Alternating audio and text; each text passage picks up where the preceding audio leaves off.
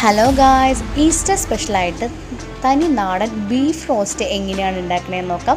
കണ്ടാൽ നമുക്ക് കൊതിയാവും ഈ ബീഫ് റോസ്റ്റ് കഴിക്കാനായിട്ട്. വളരെ എളുപ്പത്തിൽ ഈസി ആയിട്ട് നമുക്കിത് എല്ലാവർക്കും ഉണ്ടാക്കിയെടുക്കാം. അതിനായിട്ട് സവോള, പച്ചമുളക്, ഇഞ്ചി, വെളുത്തുള്ളി എന്നിവ വെളിച്ചെണ്ണയിൽ നല്ലപോലെ വഴറ്റിയെടുക്കുക. ആവശ്യത്തിനുള്ള ഉപ്പ് ഇട്ട് കൊടുത്ത് നല്ലപോലെ വഴറ്റിയതിന് ശേഷം ഇതിലേക്ക് ആവശ്യമായിട്ടുള്ള മുളക് പൊടി, മഞ്ഞൾപ്പൊടി, മസാലപ്പൊടി, മല്ലിപ്പൊടി എന്നിവയിട്ട് നല്ലപോലെ ഈ വഴറ്റിയ മസാല ഒന്ന് വഴറ്റിയെടുക്കാം.